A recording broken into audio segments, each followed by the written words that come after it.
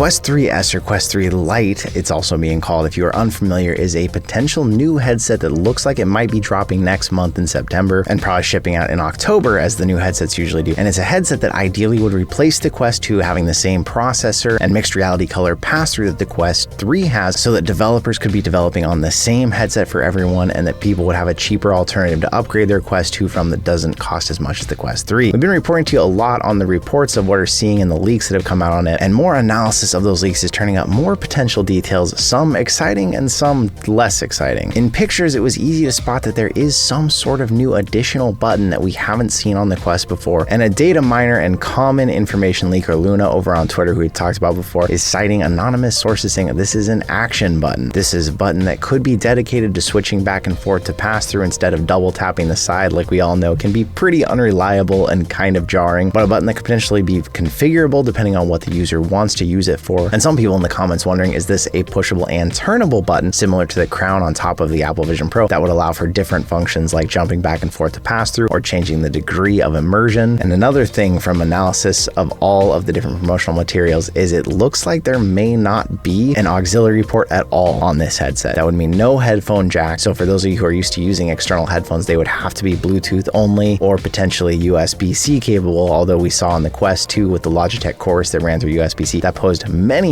issues. Not only the fact that you couldn't necessarily charge it without a reliable pass-through, but it was unreliable at staying connected, possibly posing a lot of issues for people who aren't okay with using the incorporated audio. We've seen over the years with VR headsets more and more are getting away from having as many buttons and they're integrating things in the inside, especially like the PSVR 2 that didn't come with volume control on the outside. And me personally, I like dedicated buttons. I don't like double tapping a headset to change the pass-through. I don't like having to go into the settings to change the volume. So hopefully this is something we'll see a pattern of more buttons coming back for those quick mappable features that we want to be able to access easily. A feature that we've brought up a lot of times in videos and talked to all of you about, and even have a section dedicated in our Discord to, is app referrals. Now, if you're unfamiliar still, there was an app referral program for a long time with the Quest where you could refer your friend an app that you already own on the headset. They would automatically get a 25% off coupon and you would get $5 if they actually bought it. This was great, but ultimately easily exploitable as people were posting their actual referral links even in reviews of the game because people would see it, go get 25% off, and then that person would repeatedly earn $5 on these. And we've seen Meta trying to tighten this up multiple ways where they were allowing less people to use the same referral codes. And now the program had a pretty major overhaul without any real official announcement. Thanks to Assassin32 VR for pointing this out and making a video about it. I'll leave a link if you want all the full details that his video provided, but quickly, basically now, you'll only earn $1 if you refer a friend a game that's $10 to $20, $5 if the app is over 50, which there's very few that are, and everything in between. Now, also, instead of being able to just go find the link and click it, you have to be friends on the app with someone, which does mean the process of exchanging names, following, and although that seems like that'd be a very simple, quick way to do it, it doesn't always work that way. Or there's another way where they can use a friend 15 code, even more convoluted and complicated. If this is something that's going to affect you a lot, I'll leave some links down below where you can read the full write-up or check out Assassin's video on it. But basically, a lot less return, less of a discount. It's only 15% instead of 25%. And it's not terribly surprising, as we've seen there has been a lot of exploits and things that this has caused issues with, people even leaving fake reviews and leaving their codes up. But what do you think? Are you actually someone who uses these a lot, or is this something that was totally foreign to you anyways and isn't really going to affect you? Let me know in the comments. The free game weekends are continuing into August. If you don't know what these are, basically each weekend there's a couple titles that you can try a whole hour of the game completely free and then decide if you want to buy it or not at that point. This weekend it's all about sports. It's Golf 5 or IB Cricket, August 2nd through 5th. So this is already live if you want to check out those games and play them. Golf 5 is a driving range, different golf courses. It's one of the lesser known golf games. I think Golf Plus is very well known other than Walkabout Mini Golf, although a less serious golf simulator is a really great mini golf game. And then IB Cricket is a realistic cricket simulator. But the cool thing about these is also if you do try either game out, they'll give you an email with a 20% off code in case you decide to pick it up after testing out that game. This is part of Meta's Summerfest 2024, so there will be at least a couple more games coming out free over the next couple weekends, although so far I'd say these two are the most obscure titles I've seen so far in the entire assortment.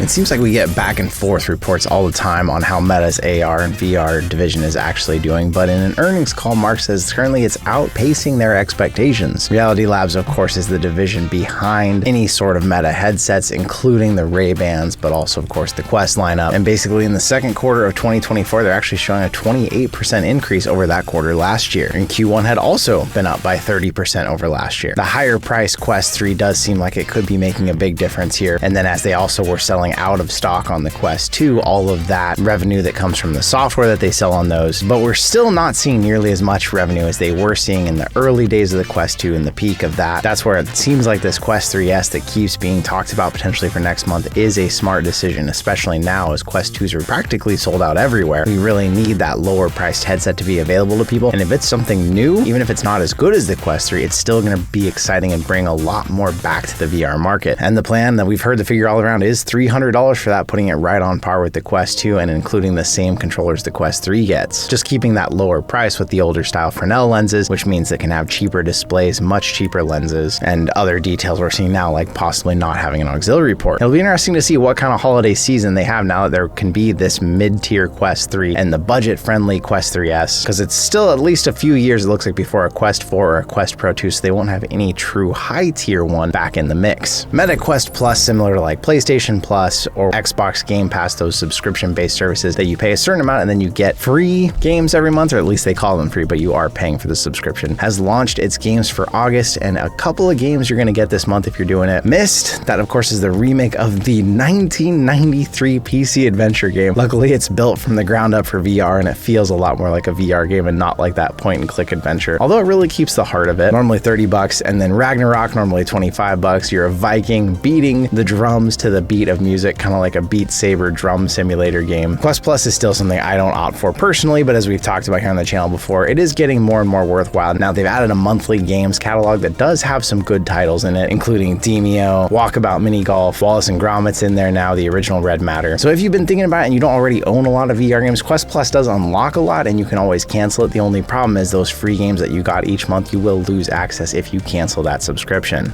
Although of course Meta is wanting to paint a better picture and talk well about their profits and stuff, other news outlets are still pointing out how even though their sales have jumped, they've lost billions in their AR, VR, metaverse venture. A lot of the focus in mainstream media also shifting more towards how Meta is talking more and more about AI and AI being their future and kind of dropping off this whole word metaverse. And an article in Variety even saying Zuckerberg's passion project continues to burn up cash, talking about the AR, VR headset and metaverse divisions, pointing out that Reality Labs overall has lost nearly $60 billion since the start of 2019. It does seem like recently they are talking more and more about AI, and now it's showing here how they're also going to be investing a lot of money in the AI side, with the company even raising its forecast for 2024 capital spending to be $35 to $40 billion for AI itself, which AI was actually just announced to be added to the Quest 3. AI has been being tested and available for a while in the Ray-Bans. They said from the start they knew that the whole VR metaverse division was going to be a long project and cost a lot of money. What do you think though? Do you think their huge investments has been a net positive for VR overall? Do you miss how the early days it seemed like even though we didn't get as many games, as much quantity or wireless headsets, the wired games did have some more longer games with more depth to them? What do you feel like about the state of VR? A couple of the big titles we're looking forward to for the end of the year here. Hitman 3, which we'll actually talk about further in tomorrow's upcoming games list that's coming out. Behemoth actually is one that I haven't gotten to try yet, but we've seen that some other people have been testing it out. Batman, of course, a Quest 3 exclusive, and Alien Rogue Incursion, and we're now actually getting some details on what Alien is actually going to look like. A new reveal trailer shows off the gameplay in the game, how it's going to have stealth action in it. We get to see the enemies, weapons, settings. The new protagonist in the game, Zula Hendricks, is an ex-colonial marine, now a xenomorph hunter, and you even have a sentient AI companion in the game, Davis 01. The new trailer that you're seeing here looks pretty promising for what they're doing directly on the Quest 3, and it has me excited about the potential of a Quest 3S, all the developers working on the same processors, being able to get some better graphics, especially as the whole Quest era itself has really backtracked a lot of the high-end graphics we used to see in the VR world. But we know that it's coming somewhere around holiday of this year, but it's also going across platform, PSVR 2, Meta Quest 3, PCVR, but not Quest 2 or even Quest Pro. For Quest 2 owners out there, how do you feel about that? Do you feel like if a 3S drops at $300, that's okay for games to now all be exclusive, or do you feel like it's still a little early in the life of the Quest 2?